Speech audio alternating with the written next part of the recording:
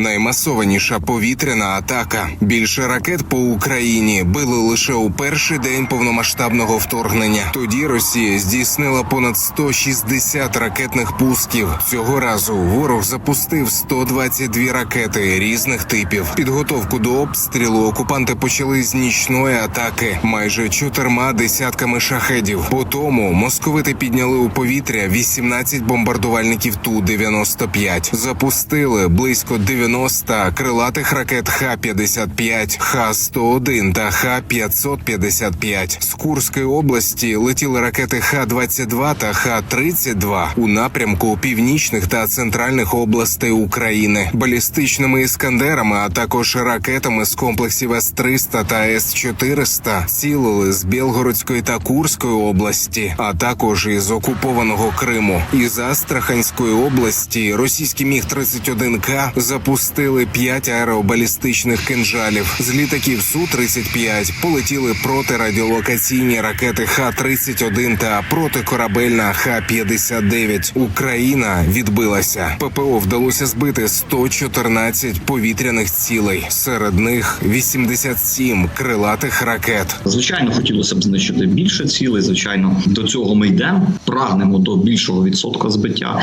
Але, як бачите, сьогодні противник застосував не лише крилаті ракети повітряного базування, а було застосовано С-300 чи С-400 по балістиці, іскандери, кінжали, Х-22, які вже тривалий час не застосовувались, і Х-31 протирадіолокаційні і так далі. Тому ці засоби можуть збиватися лише системами, які здатні це робити, які здатні збивати ракети, що летять по балістичній траєкторії. Навіть Х-22, хоч ми її називаємо її крилатою ракетою, летить вона заходить вона на ціль по балістичній траєкторії. Тому цей результат сьогодні роботи протиповітряної оборони, дійсно доволі таки успішний. Звуки вибухів, під які прокинулися українці у різних куточках країни, мають почути в усьому світі. На цьому наголосив міністр закордонних справ. Дмитро Кулеба звернувся і до західних журналістів, які пишуть про готовність Москви до переговорів. Але насправді Кремль готовий лише до нових атак. І вони, вочевидь, будуть. Міністр оборони Рустем Умєров зауважив, що росіяни накопичували ракети впродовж місяців, і з оновленими запасами вони можуть і будуть продовжувати ракетний терор. Тож Україні потрібно ще більше систем ППО, адже ворог починає пильно відстежувати ймовірне розташування вже присутніх комплексів, кажуть фахівці.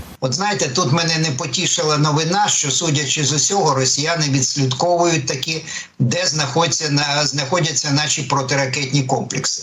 Балістикою росіяни били саме там, де вони не очікували, що її будуть уражати. Росіяни, коли вони 4 місяці не запускали по нас ракети, практично там окремі, щомісяця вони виробляли майже 120 ракет. Тобто зараз в них лише за осінь і перший місяць зими вони накопичили десь до 500 ракет. Тобто ці запуски будуть продовжуватися. І упор буде робитися саме таким чином, на балістику. Запас ракет у росіян є. Мінімум ще на 4 таких обстріли. Що вони будуть робити далі? Я думаю, що знизить інтенсивність і, крім того, підключать калібри. Бо сьогодні калібрів не було як таких. Треба бути готовими до щоденних обстрілів. Це, на мій погляд. І якщо їх не буде, це буде подарок долі. Українці не вірять у подарунки долі, тому посилюють ЗСУ власними силами. Командир групи аеророзвідки «Птахи Мадяра» Роберт Бровді розповів про результат спільнокошта, на якому всі небайдужі зібрали гроші на майже 200 штурмових човнів, які вже працюють задля визволення лівобережної Херсонщини. Я звітую про завершення першого етапу постачання зібраних за народні кошти 180 комплектів штурмових човнів. Показуючи той караван, котрий сьогодні прибув. Одна автівочка, це у нас друга автівочка, 15 човників в таких автівочках. Це у нас третя автівочка.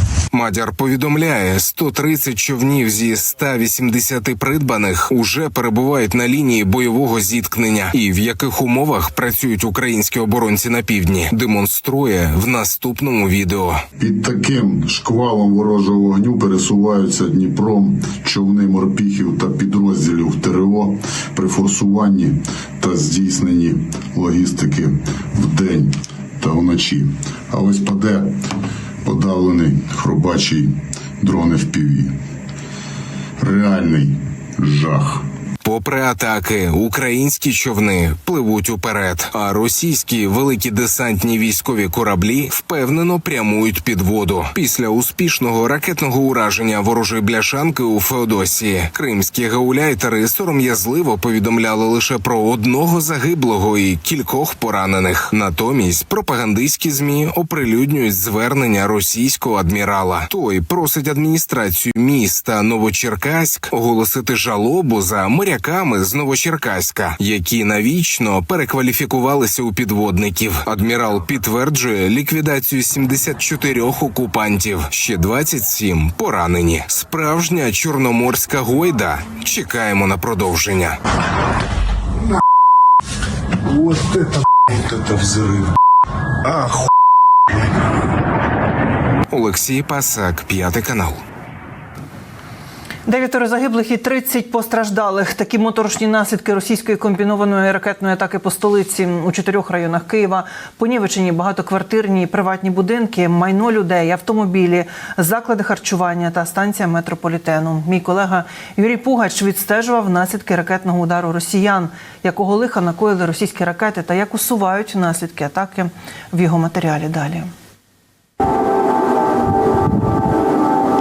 Близько 6-ї ранку у Києві лунає повітряна тривога, а у небі над будинками працює ППО. Після серії потужних вибухів містом на величезній швидкості починають мчати швидкі, машини поліцейських та пожежників.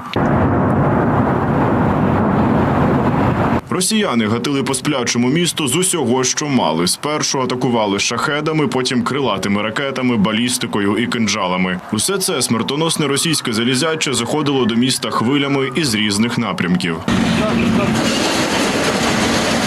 Є загиблі й поранені у Шевченківському районі столиці. Росіяни поцілили у складське приміщення та нещодавно добудований бізнес-центр. Вибухова хвиля була настільки потужною, що металоконструкції, фасад та скло розлетілися на кілька сотень метрів довкола. Пошкодило й будівлю станції метро Лук'янівська. За кілька годин її роботу вже поновили у звичному режимі.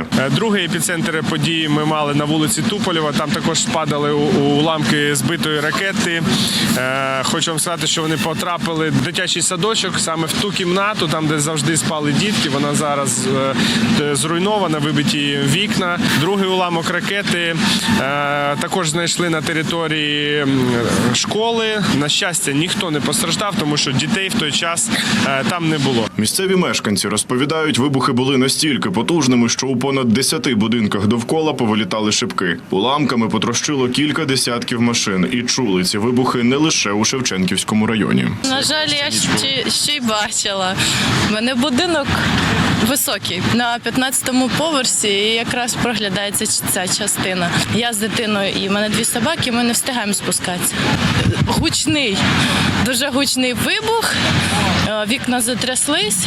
Ну, я так розумію, був ще й другий вибух. Ну, але потім я пішла перевіряти вікна чи цілі, бо вони дуже так тряслись. І я вже побачила, звісно, тут все чорне, все в диму. Кілька уламків прилетіло й по Святошинському району. 2 впали на паркувальний майданчик серед багатоквартирних будинків. Канава, бачите?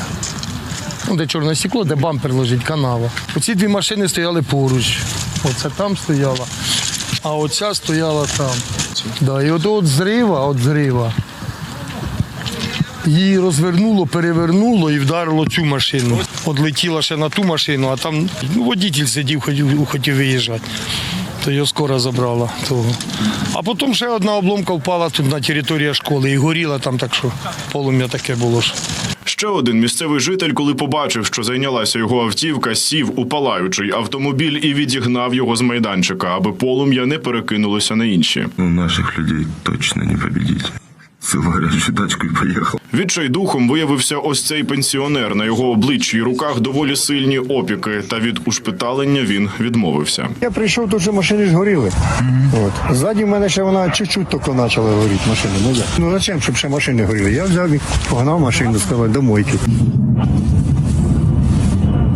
А за кілька кварталів підбита ракета впала просто на дах багатоповерхівки. На щастя, вона ще не добудована, тож минулося без жертв і постраждалих. Нашій знімальній групі вдалося відшукати цей будинок. Уламок ракети все ще лежав біля нього. Зрив великий, плам'я там, і, виходить, головка ракети пробила, летіла звідти, її збили, вона попала в будинок, там зірвалась, і бойова частина впала, отам от вирває. Побили машину. У вас побита машина теж? Так, да, подивіться. А ходімо, покажете нам. У вас взагалі в квартирі все ціле? Ну, в квартирі так, у всіх квартирах все ціло. Світло є, вода є, пожалуйста, дивіться.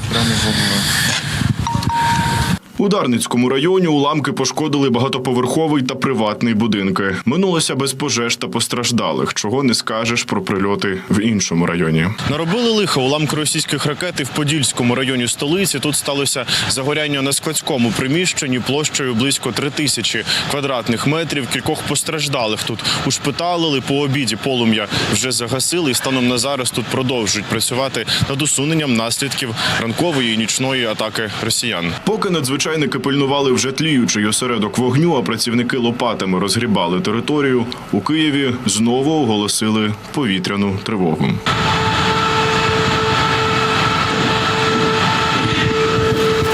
Символічно, що рівно рік тому, 29 грудня, росіяни так само завдали одного з наймасованіших комбінованих повітряних ударів по Україні. Над Києвом того дня збили 16 з 16 ракет. Нині їх прилетіло удвічі більше. Однак, як і рік тому, так і нині ворог не зламав і не залякав киян. І цього йому зробити не вдасться. Юрій Пугач та Олексій Іванченков, 5 канал.